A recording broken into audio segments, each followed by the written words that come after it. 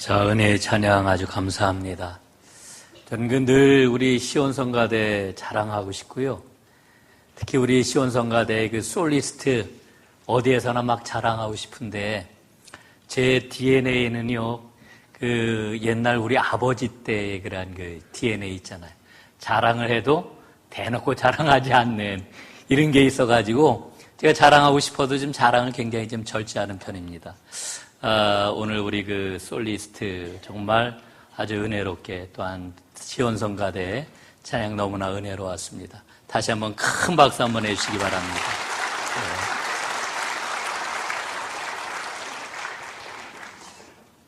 오늘 6절 말씀을 한번 먼저 보도록 하겠습니다. 너희는 여호와를 만날 만한 때에 찾으라. 가까이 계실 때에 그를 부르라. 이렇게 말씀을 합니다. 이 말씀은 우리가 굉장히 잘 아는 말씀이고 너무나 많은 사람들이 사랑하는 그런 말씀이기도 합니다. 제게도 이 말씀은 굉장히 귀한 말씀입니다. 왜냐하면은 제가 중학교 3학년 때 제가 다니던 그 옛날 우리 옛 교회에서 부흥회를 했는데 그때 강사님으로 오신 목사님이 이 말씀을 굉장히 강조를 하셨습니다. 이번 부흥회는 하나님께서 은혜를 주시려고 베푸신 성회이니까 절대로 이 기회를 놓쳐서는 안 된다. 첫째 시간부터 막 이 말씀 가지고 강조를 하시더라고요. 그래서 그때 그 부흥회 때 저는 아주 굉장히 큰 은혜를 체험을 했고 하나님 앞에 아주 마음을 새롭게 다졌던 그런 기억이 납니다. 그래서인지 이 말씀은 특별한 은혜의 때를 강조하면서 그 때를 놓치지 말라라고 하는 교훈을 강조할 때에 늘 떠올리는 그런 그 말씀이기도 합니다. 그런데 생각해 보면은 하나님께서 주시는 은혜는 특별한 때에만 한정된 게 아니지요. 하나님은 언제나 어디에서나 말씀을 하시고 우리에게 은혜를 주시지 않습니까? 그래서 우리는 늘 잊지 말아야 되는 그러한 그 말씀이 있습니다. 이사야서 52장 6절에 보니까 우리에게 이런 말씀을 들려주셔요. 내가 여기 있느니라. 하나님은 여기 계십니다. 지금 계십니다. 그래서 여기 지금 나와 함께 우리와 함께 계시는 그 하나님을 알아보는 사람이 여호와를 만날 만한 때를 놓치지 않는 사람이고 가까이 계신 그분을 부를 수 있는 사람이 되는 거지요. 그래서 하나님과 동행하는 사람이 되는 겁니다. 사랑하는 여러분, 하나님과 동행하는 진정한 믿음의 삶을 살아가는 하나님의 사람들이 될 수 있기를 간절히 바랍니다. 그러면 우리가 어떻게 그와 같은 사람이 될 수 있을까요? 오늘 말씀 본문을 통해 가지고 세 가지를 지금 살펴보려고 합니다. 첫 번째로는 하나님을 인정하는 사람이 될 때 하나님과 동행하고 하나님의 복을 누릴 수가 있습니다. 8절 말씀에 보니까 이렇게 일러주고 있지요. 이는 내 생각이 너희의 생각과 다르며 내 길은 너희의 길과 다름이니라. 이렇게 말씀해 주십니다. 여러분, 하나님의 생각이 있어요. 하나님의 길이 있어요. 그런데 하나님의 길과 하나님의 생각이 우리의 생각과 우리의 길과 다르다고 분명하게 일러주고 있습니다. 여러분, 우리가 인생길을 걸어가다가 종종 어쩌면 좋지? 이러면서 낙심하고 절망할 때가 있습니다. 그때가 언제냐 하면은 어려움을 만날 때입니다. 이 어려움을 만나게 되면은 그때는 뭐만 생각되느냐면 길이 딱 하나밖에 없는데 이 길이 막혔으면 어떻게 하면 좋을까? 우리가 이런 생각하지 않습니까? 그러나 여러분, 믿음을 가진 사람은 꼭 기억해야 합니다. 길은 하나만 있는 게 아닙니다. 길은 여러 개가 있습니다. 그리고 그 수많은 길 가운데서 가장 높은 길이 있는데 그 길은 바로 하나님의 길입니다. 우리가 이것을 체험을 할 수 있어야 돼요. 여러분, 세상에 얼마나 많은 길이 있는지 몰라요. 똑같은 상황이나 어려운 상황 가운데서도 그 문제를 해법, 솔루션 하는 그런 방법은 여러 가지가 있는 거지요. 저는 지난 3월 15일 날 아주 끔찍한 뉴스를 접하고 마음이 너무너무 아팠습니다. 뉴질랜드에서 테러가 일어났는데 50명이나 되는 사람들이 그만 희생이 되고 말았습니다. 백인 우월주의자에 의해서 일어난 아주 참혹한 비극이었지요. 그런데 그 다음 뉴스를 계속해서 접하게 되었는데 정말 새로운 마음이 들더라고요. 어떤 내용이었느냐 하면은 위험을 느낀 뉴질랜드 시민들이 총을 자진 반납하기 시작했다는 그런 뉴스였습니다. 뉴질랜드 시민들은 총기를 줄여야 총기 사고도 줄어든다라고 하는 마음을 가지고 그 공감대를 가지고 총기 반납 운동을 활발하게 벌이고 있는 것이었습니다. 이 뉴질랜드 총리가 저산더 아던이라고 하는 그런 것뿐인데 이 저산더 아던 뉴질랜드 총리도 여기에 호응을 해가지고 자동소총, 반자동소총 판매를 즉각 중지했습니다. 그리고는 시중에 나오는 총기들을 정부에서 모두 다 사들이겠다라고 하는 정책을 즉각 발표를 하고 시행을 했습니다. 참 놀라운 일이다 하는 그런 그 마음이 들었습니다. 왜냐하면은 미국이 떠올랐기 때문에 그렇습니다. 여러분, 미국도 얼마나 많은 총기 사고가 일어납니까? 얼마나 많은 테러가 있는 나라입니까? 그런데 이 총기 사건이 일어나면은 미국에서는 총을 사는 시민들이 더욱더 늘어난다는 거예요. 위험을 느낀 시민들이 자기 안전을 위하여서 나를 무장해야 되겠다 이래가지고서는 더 좋은 총을 자꾸 사들인다는 거예요. 그래서 총을 갖는 것은 더욱더 정당화되고 더욱 쉽게 총을 가질 수 있게 된다라고 하는 거지요. 여러분, 뉴질랜드 방식하고 미국의 방식하고 어쩌면 이렇게 다를 수 있을까요?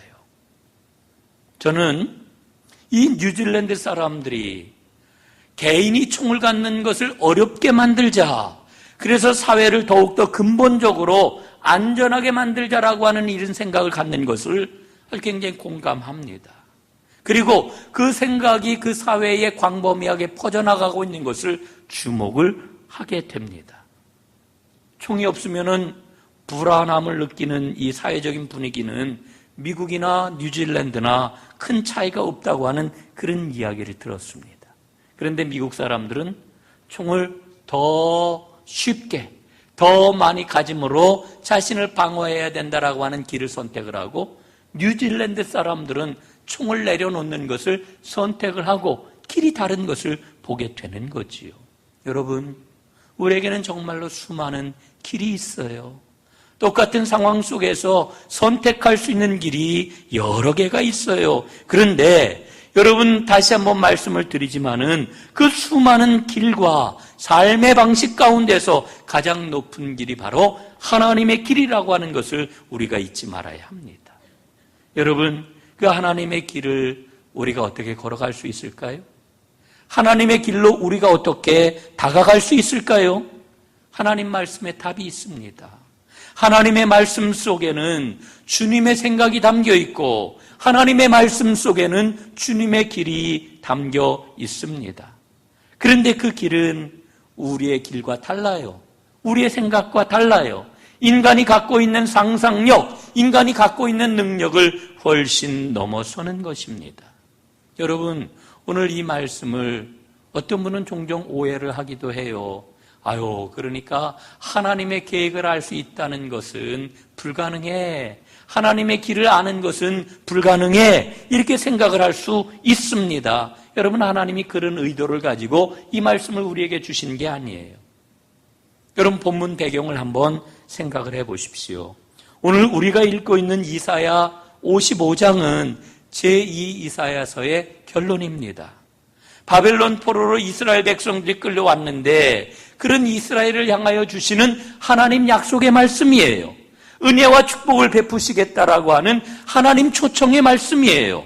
그런데 이스라엘 백성들은 하나님께서 우리를 선하게 과연 인도해 주실 것인가? 의문을 가져요. 하나님의 약속을 신뢰하지 않아요. 하나님께서 새날을 열어주시겠다 말씀을 하시는데 의심을 해요. 여러분, 이런 의심 앞에서 의심하는 이스라엘 백성들을 향하여 하나님께서 주시는 말씀이 바로 오늘 본문 말씀인 겁니다. 여러분, 왜 의심을 하는 걸까요? 여러분, 왜 의심합니까? 의심하는 이유가 있어요. 내 생각을 고집하기 때문에 그래요. 내 계획이 완전하다고 생각하기 때문에 그래요. 내 생각과 내 길을 안 내려놓기 때문에 그런 거예요. 오늘 제가 베드로 이야기를 좀 한 두어 번 하려고 하는데요. 마태복음 16장에 보면은 베드로가 예수님을 향하여 놀라운 신앙 고백을 하잖아요. 이런 고백을 합니다. 주는 그리스도시요 살아계신 하나님의 아들이십니다. 얼마나 놀라운 고백입니까? 예수님은 이 고백을 들으시고 너무너무 기뻐하셨어요. 그래서 베드로를 칭찬하셨어요. 베드로를 축복하셨어요. 그리고는 예수님의 마음이 너무 흐뭇해가지고 너무 기분이 좋으신 거예요. 그리고 신뢰가 가시는 거예요. 그래서 예수님이 어떤 이야기를 해주십니까? 내가 이제 예루살렘에 올라가게 될 터인데 예루살렘에서 수많은 고난을 당하고 마침내 나는 죽임을 당할 것이다. 순환을 1차적으로 예고해 주셔요. 이 순환 예고를 해 주실 때에 그 말씀을 들은 베드로가 예수님에게 이렇게 이야기를 하지요. 마태복음 16장 22절입니다. 세 번역으로 제가 한번 읽어드리겠습니다. 주님, 안 됩니다. 절대로 이런 일이 주님께 일어나서는 안 됩니다 하고 말하면서 예수께 대들었다.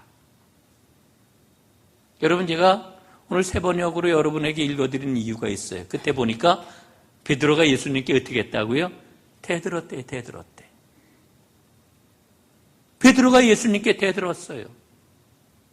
여러분, 왜 베드로가 대들었을까요?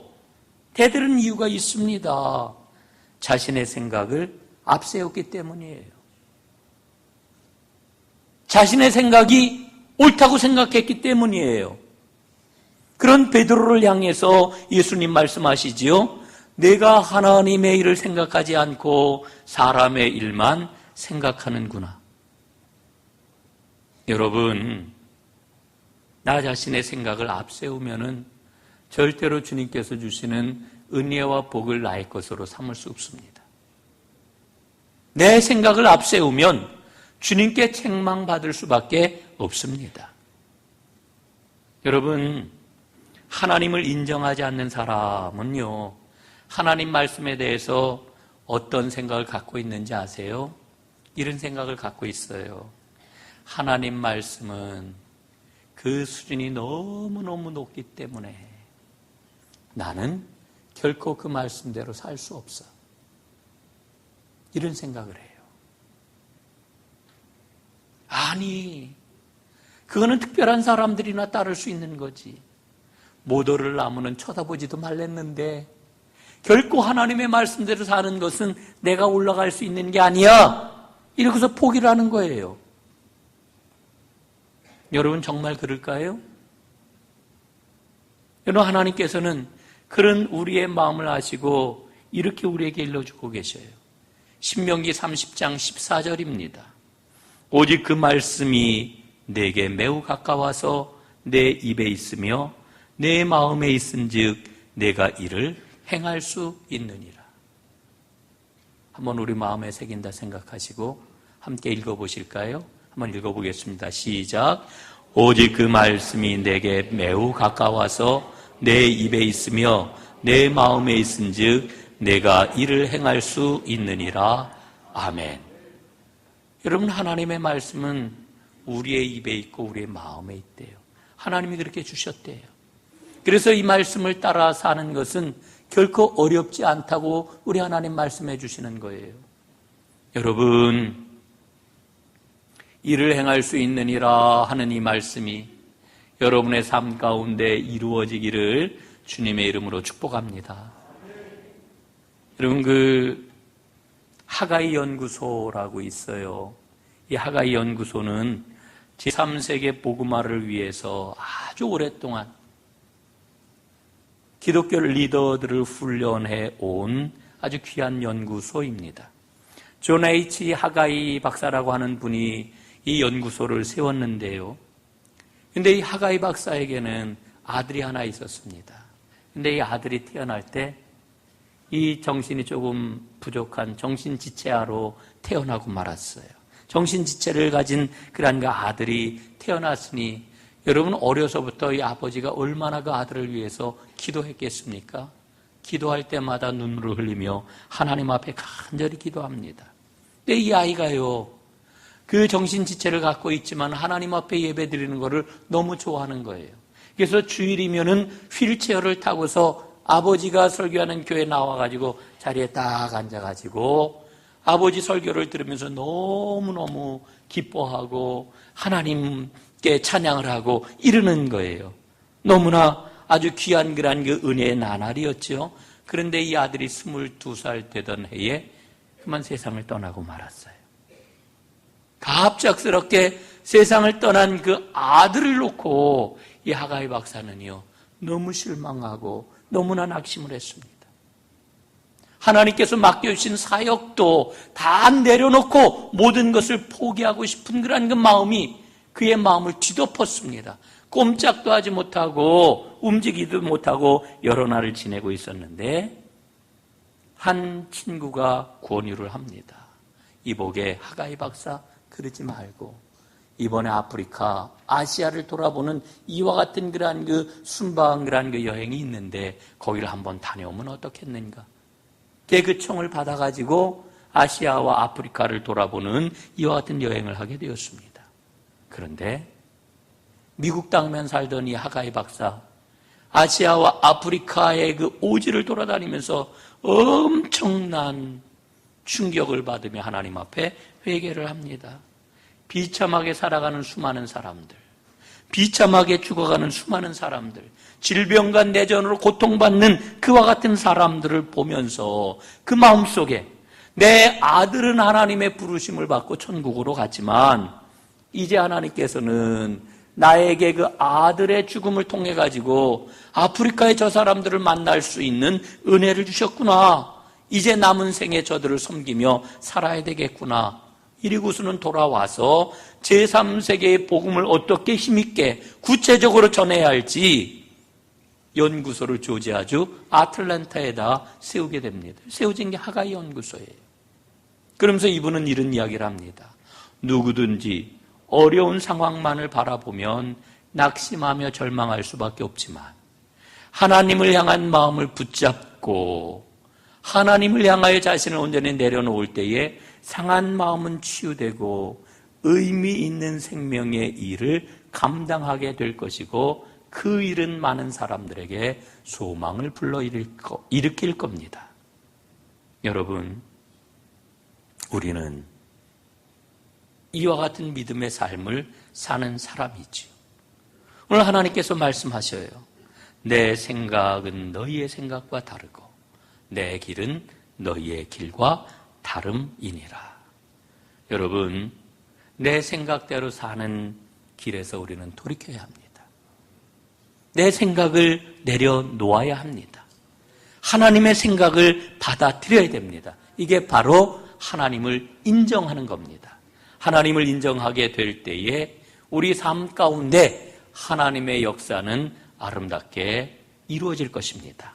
두 번째로 하나님과 동행하는 그런 게 사람은 어떤 사람이냐? 하나님의 말씀을 온전히 따르는 사람입니다. 여러분, 오늘 7절 말씀에 보면은 이런 말씀을 들려주고 있지요. 악인은 그의 길을, 불의한 자는 그의 생각을 버리고 여호와께로 돌아오라. 이렇게 말씀을 합니다. 여러분, 길이라고 하는 것은 생활 방식을 말하는 겁니다. 성도가 누구입니까? 하나님의 길을 따라가는 사람이에요. 주님께서 가신 길을 걸어가는 사람이에요.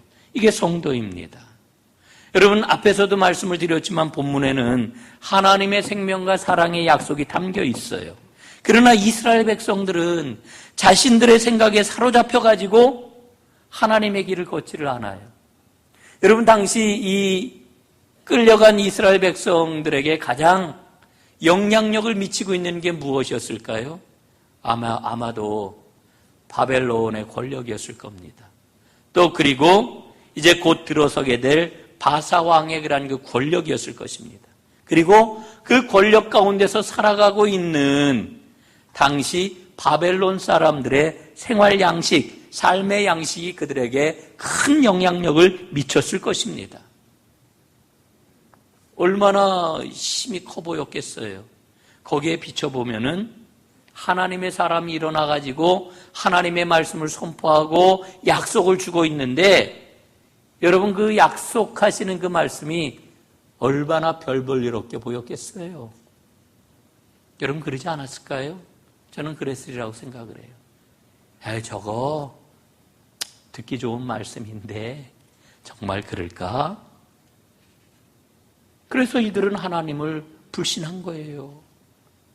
바벨론 사람들이 살아가는 삶의 양식을 버리지 못하고 하나님께서 일러주시는 삶의 양식, 그 길을 따르지 못했던 거예요. 여러분 하나님 뭐라고 오늘 말씀하셔요? 그 길을 버리라는 거예요. 그 생각을 내려놓으라는 거예요. 이게 살 길이라고 하는 거예요. 여러분, 우리가 가지고 있는 그 생각과 그 길을 내려놓는 거 정말 쉽지 않아요. 복음서에 보면은 예수님께서 겟세마네 동산에서 기도를 마치시고 체포당하시잖아요. 그때 상황을 한번 떠올려 보세요. 수많은 군병과 무리들이 예수님을 체포하려고 밤중에 겟세마네 동산으로 막 몰려오지 않습니까? 여러분 그때 베드로가 어떻게 해요? 칼을 뽑아들어요. 그리고는 예수님을 지키기 위해서 칼을 내리 휘두르지요. 여러분 그때 이 베드로의 칼을 맞고 대제사장 종인 말고의 귀가 뚝 떨어지고 말았어요. 이 상황에서 예수님이 베드로에게 이렇게 말씀을 하십니다. 내 칼을 도로 칼집에 꽂으라. 칼을 가지는 자는 다 칼로 망하느니라. 여러분 우리는 이 말씀을 무력을 가지고 칼을 가지고 살아가는 사람은 다 칼로 망할 수밖에 없구나, 이런 말씀으로 우리가 쉽게 생각을 합니다. 맞아요. 그러나 여러분 오늘 저는 이 말씀을 보면서 참 뜬금없는 그런 그 상황이다 하는 생각이 들어요. 베드로가 칼을 뽑아든 이 상황이 저는 굉장히 엉뚱하게 여겨지는 거예요. 예? 여러분 그런 생각이 안 드세요? 베드로가 누굽니까?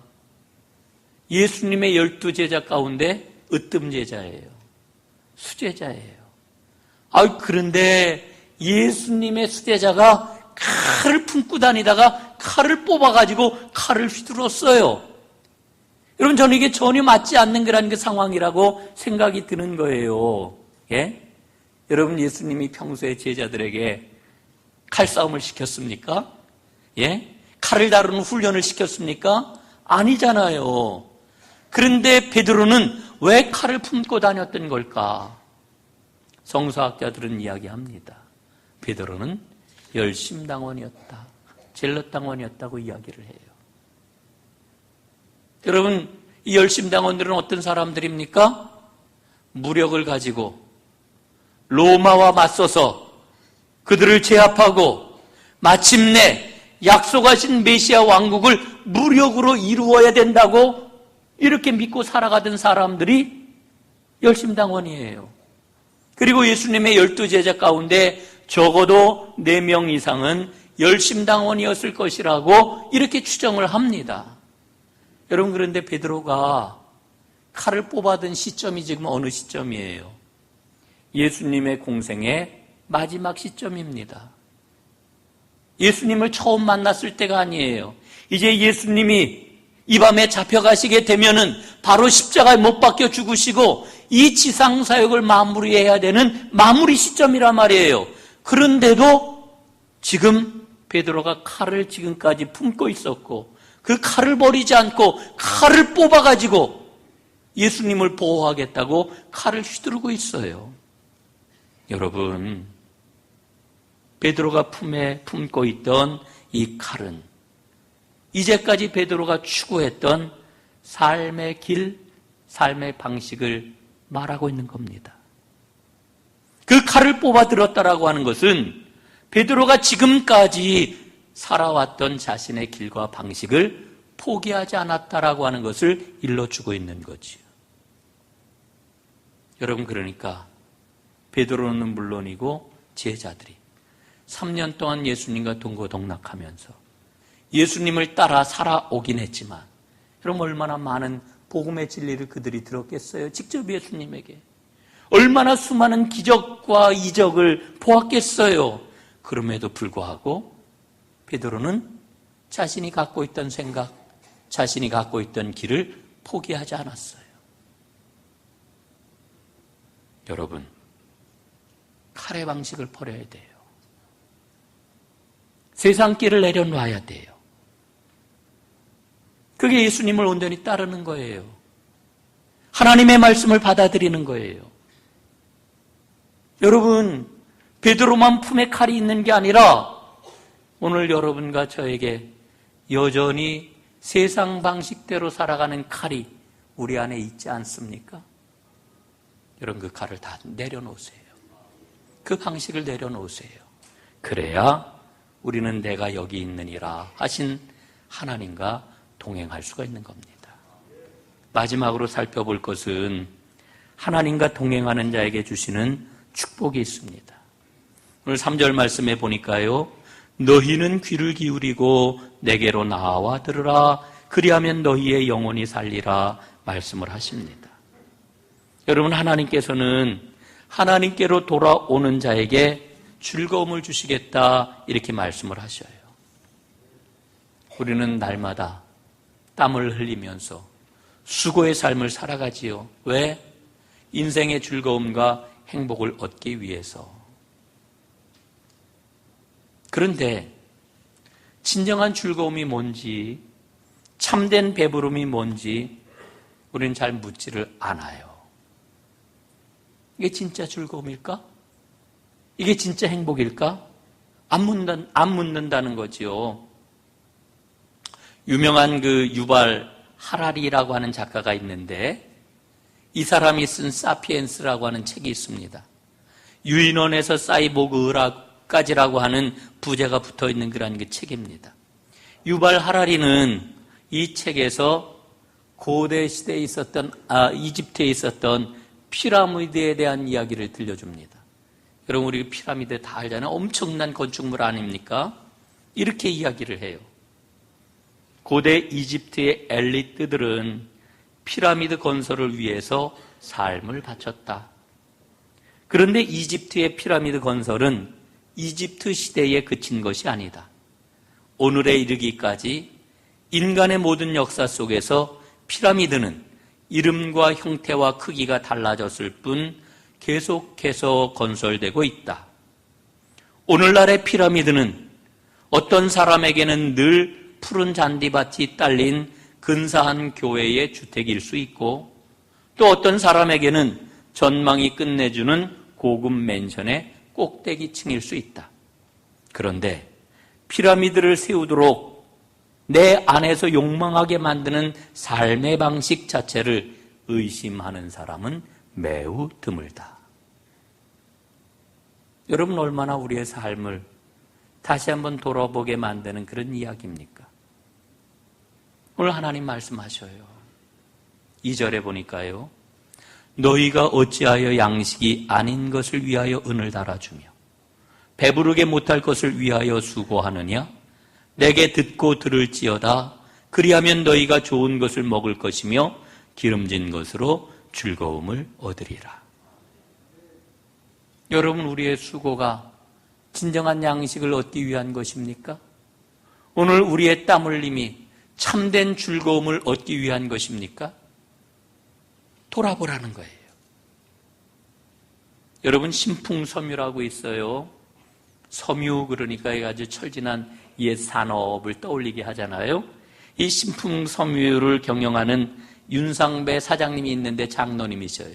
윤상배 장로님 간증을 여러분에게 소개해드리고 오늘 말씀을 마무리하겠습니다. 이분은 경상북도 예천의 가난한 농가에서 태어났다고 그래요.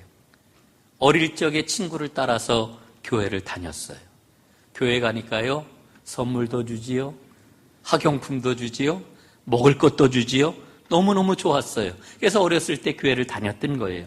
그런데 나이를 먹어가면서 교회를 더 이상 다니지를 못했습니다. 대학을 졸업한 다음 윤상배는 섬유회사에 취직을 했습니다. 얼마나 열심히 일을 했든지 크게 인정을 받았고 그 섬유회사 사장까지 되었습니다. 야, 내 인생은 승승장구하는구나 이렇게 생각을 했겠지요. 얼마나 기뻤겠습니까? 그런데 사장이 되고 나서 단 3개월 만에 1997년도였는데 뭐가 터졌습니까? IMF가 터졌어요. 12억 부도를 맞았어요. 섬유회사는 문을 닫게 되었어요. 빈털털이 거지가 되었어요. 그런데 거기서 끝난 게 아니라 근육이 굳어지는 병을 얻게 되었어요. 루게릭병이라고 그러지요. 의사가 이야기를 합니다. 현대의학으로는 고칠 수가 없습니다. 절망이었지요. 몸은 자꾸만 굳어져 가고 아무것도 할 수 없는 절망적인 상황에서 내가 죽어야지 죽음만을 생각하는 나날을 이제 보내게 됩니다. 그런데 그때 문득 어린 시절 친구를 따라다니던 교회 생각이 났습니다. 내가 하나님을 멀리 떠났구나. 교만했구나. 하나님께서 복을 주셨음에도 불구하고 하나님 앞에서 믿음을 지키지 못했구나. 그는 하나님 앞에 기도를 합니다. 기도를 하는데 하나님의 은혜가 심령 가운데 물 밀듯이 밀려옵니다. 눈물 콧물 쏟아지면서 자신의 삶을 근본적으로 돌아보는 회개가 그의 안에서 일어났습니다. 그리고는 다시 믿음 생활을 시작을 했지요. 그런데 여러분 이게 웬일입니까? 굳어졌던 몸이 서서히 풀리는 것이었습니다. 그리고는 얼마 지나지 않아서 정말 기적과도 같이 그의 몸이 깨끗하게 고침을 받게 되었습니다. 믿음의 확신을 갖게 되었고 하나님이 주시는 담대함을 갖게 되었고 그리고 그의 마음과 생각이 하나님의 은혜 가운데 지배를 당하기 시작을 합니다. 그는 신풍섬유회사를 다시 시작하게 되었고요. 그리고는 그 유명한 스윙쿨이라고 하는 기능성 섬유를 개발하게 되었습니다. 연 매출액이 100억을 넘어가는 견실한 기업으로 발돋움하게 되었고 수출도 엄청나게 밀려들게 되었습니다. 윤성배 장로님은 이렇게 고백을 해요. 저는 나의 길을 다 버리고 하나님께로 돌아왔습니다. 그랬더니 하나님께서 병을 고쳐주셨고 사업도 길을 열어주셨고 말할 수 없는 축복을 허락해 주셨고 무엇보다도 하나님과 동행하는 증거를 날마다 갖게 해 주셨습니다. 여러분, 하나님의 길을 추구할 때에 이 윤성배 장로님이 누리는 그런 그 복을 모두 다 누린다는 거 아니에요. 그러나 꼭 기억해야 합니다. 하나님의 길은 우리의 길과 달라요. 하나님의 생각은 우리의 생각과 달라요. 하나님이 주시는 즐거움은 세상이 주는 즐거움과 달라요. 하나님이 주시는 즐거움은 영혼의 만족으로부터 오는 근본적인 즐거움이에요. 그래서 환경과 여건을 뛰어넘게 만드는 즐거움과 기쁨이에요. 오늘 하나님은 말씀을 하셔요. 지금 여기 내가 있다. 여러분, 하나님의 말씀을 들어야 합니다. 그래서 내 생각과 나의 길을 주님의 생각과 주님의 길에 비추어 내려놓아야 합니다. 그리고 영원한 생명의 길을 걸어야 합니다. 그럴 때 오늘 하나님께서 약속하시는 그 생명과 긍휼과 은혜와 넘치는 축복은 바로 나의 것, 우리의 것이 될 수 있을 것입니다. 이 복의 사람들이 다 되시기를 주님의 이름으로 축원합니다. 기도하겠습니다.